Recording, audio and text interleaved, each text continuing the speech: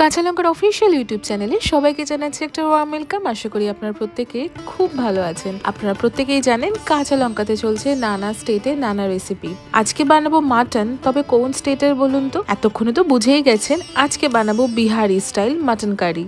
আমরা বাঙালিরা যেরকম ভাবে মাটন কষা বানাই, বিহারিরাও কিন্তু খানিকটা সেরকম ভাবে বানায়, তবে একটু টেকনিক গুলো অন্যরকম। আজকে সেই রেসিপিটাই চলুন আপনাদের সাথে শেয়ার করি। শীতকাল আসছে, ভালোই লাগবে, বেশ ঝাল ঝাল স্পাইসি হয়। তাহলে বেশি সময় নষ্ট না করে চলুন আমার সাথে কাঁচা লঙ্কার রান্নাঘরে। প্রথমেই দেখে নিই বিহারি স্টাইল মাটন কারি বানানোর জন্য বা মাটন কষা বানানোর জন্য আমাদের কি কি উপকরণ লাগছে।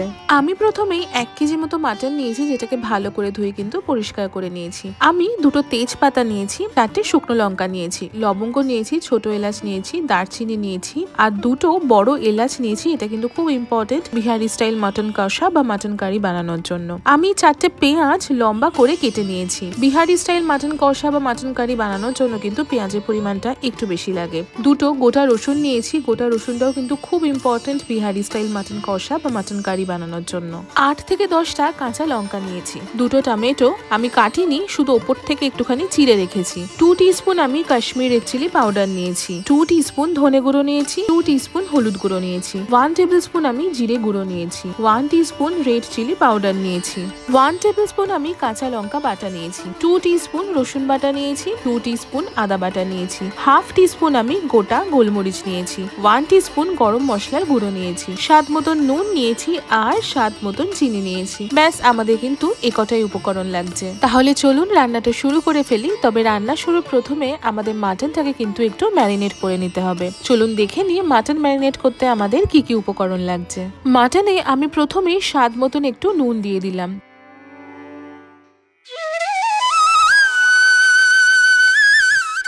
দিলাম হলুদ গুঁড়ো।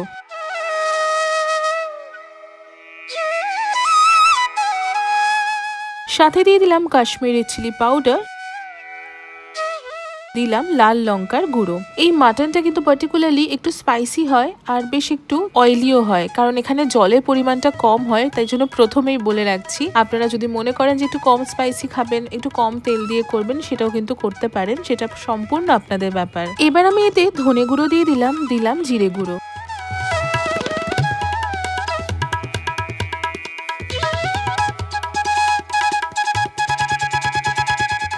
রসুন বাটা দিলাম, আদা বাটা দিয়ে দিলাম কাঁচা লঙ্কা বাটা।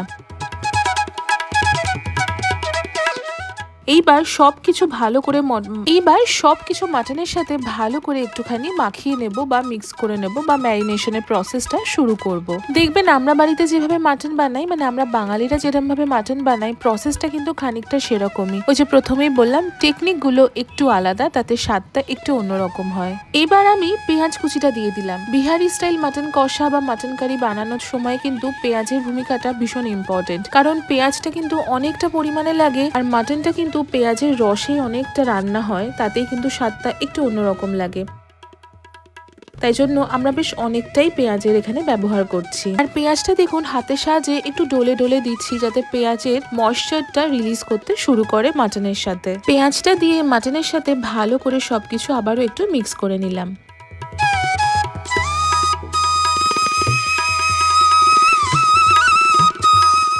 এবার আসি আরও একটা ভীষণ ইম্পর্টেন্ট স্টেপে। আমি একটা পট বা প্যান বা আমি এখানে একটা তড়কা প্যান নিয়েছি, সেখানে আমি 3 to 4 টেবিলস্পুন মতো সর্ষের তেল খুব ভালো করে কিন্তু গরম করে নেব। বিহারি স্টাইল মাটন কষা বা মাটন কারিতে কিন্তু এই সর্ষের তেলটাকে গরম করে ফুটিয়ে মাংসের সাথে মাখিয়ে নেওয়া হয়। এতে কিন্তু ফ্লেভারটা দারুণ সুন্দর আসে, সর্ষের তেলের একটা সুন্দর ঝাঁঝ আসে। এটাই কিন্তু আসল বিহারি স্টাইল মাটন কষা বা মাটন কারিতে। তেলটা খুব ভালো করে যখন গরম হয়ে যাবে, তখন গ্যাসের ফ্লেমটা অফ করে মাটনের উপর আমরা ছড়িয়ে দেব।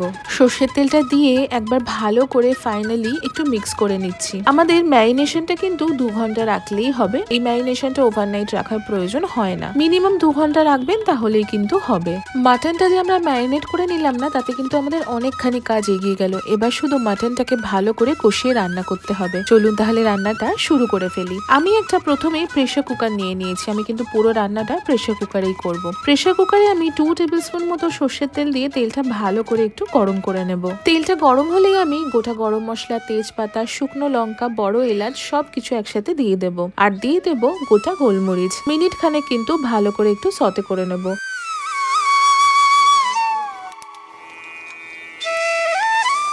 তেল থেকে যখন দেখবেন সুন্দর একটা গরম মশলার গন্ধ বেরোতে শুরু করছে, সেই সময় ম্যারিনেট করা মাটনটা পুরোটাই দিয়ে দেবো। এবার কিন্তু আসল কাজ, আপনি যত ভালো কোয়ালিটির মাটনই কিনুন না কেন আর যত ভালো মশলা দিয়ে ম্যারিনেট করুন না কেন, মাটন যদি ভালো করে না কষানো হয় তাহলে কিন্তু স্বাদ আসবে না। তাহলে তো বুঝতেই পাচ্ছেন মাটন এবার ভালো করে কষাতে শুরু করতে হবে। আমি আপনাদেরকে প্রথমেই বললাম যে এই রেসিপিটাতে পার্টিকুলারলি জলের পরিমাণটা কিন্তু একটু কম ব্যবহার হয়। পেঁয়াজের রসে কিন্তু মাটনটা অনেকটা কুক হবে, সেদ্ধ হয়ে আসবে।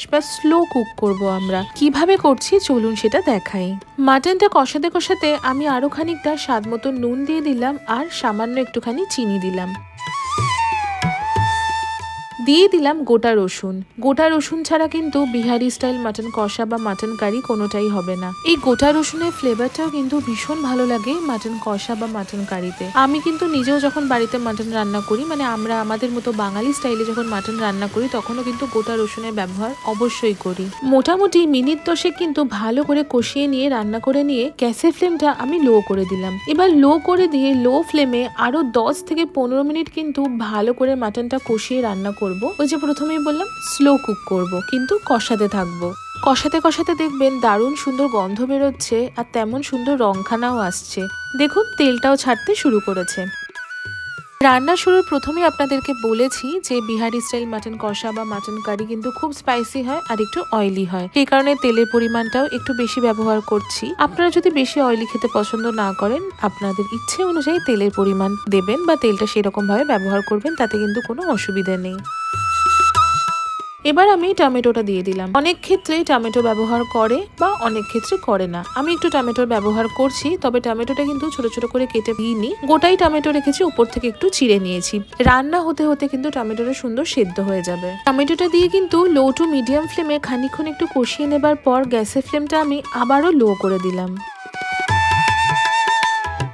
কষিয়ে নিয়ে কিন্তু গ্যাসের ফ্লেমটা আমি আবারও লো করে নিলাম। লো করে নিয়ে কিন্তু আমি একটু চাপা দিয়ে দিচ্ছি। তবে এখন কিন্তু সিটি বা হুইসেল কোনোটাই পড়ার জন্য আমরা ওয়েট করব না, নর্মাল একটু চাপা দিয়ে দিলাম। চাপা দিয়ে কিন্তু আরো খানিকক্ষণ রান্না করে নেব, এই ধরুন 7 থেকে 10 মিনিট মতন। 7 থেকে 10 মিনিট পরে চাপাটা খুলে দেখাই, বলুন তো কালারটা কেমন লাগছে আর গন্ধটা কেমন বেরিয়েছে, সেটার জন্য তো আপনাদের বাড়িতে ট্রাই করতে হবে। এই সময় কিন্তু মাটন আমাদের 60 to 70% কুক হয়ে গেছে। দেখুন টমেটোটাও কিন্তু ভালো করে গলে গেছে, বেশ সুন্দর কিন্তু রংটা এসেছে, দারুণ সুন্দর গন্ধও বেরিয়েছে। এবার আমি দিয়ে দিলাম চিড়ে রাখা কাঁচা লঙ্কা ফর দ্যাট এক্সট্রা ফ্লেভার। প্রথমেই বলেছি এই রেসিপিটা কিন্তু বেশ একটু স্পাইসি হয়, সেই কারণে লঙ্কার ব্যবহারটা একটু বেশি হয়। যদি মনে করেন যে বেশি ঝাল খেতে চাইছেন না, সেক্ষেত্রে স্কিপ করে যাবেন। মাটন যেহেতু আমাদের 60 to 70% অলরেডি কুক হয়ে আছে, আর এইটা কিন্তু বেশ একটু গা মাখা হয়, ঝোল ঝোল হবে না। প্রথমেই বলেছি জলের পরিমাণটা কম ব্যবহার হয়। আমি 1.5 কাপ মতো গরম জল ঢেলে দিলাম। গরম জলটা ঢেলে দিয়ে ঝোলটা ফুটে আসলেই আমি এবার লিডটা দিয়ে দিলাম। হাই ফ্লেমে আমি একটা সিটি বা হুইসেল পড়া পর্যন্ত ওয়েট করব। তারপরে কিন্তু গ্যাসের ফ্লেমটা একদম লো করে দিয়ে আরো 2টো সিটি বা হুইসেল পড়া পর্যন্ত কিন্তু ওয়েট করব। তাতেই কিন্তু মাটনটা আমাদের সুন্দর সেদ্ধ হয়ে যাবে।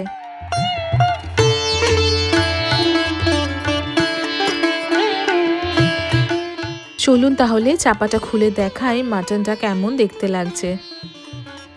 আপনারাই বলুন কেমন দেখতে লাগছে, কমেন্ট করে অবশ্যই জানাবেন। খেতে যা হয়েছিল সেটা তো আর নতুন করে বলবো না, সেটা আপনারা বাড়িতে ট্রাই করে আমাকে কমেন্ট সেকশনে জানাবেন। ওপর থেকে আমি ছড়িয়ে দিলাম গরম মশলার গুঁড়ো। এবার চলুন গরম গরম সার্ভ করে ফেলি।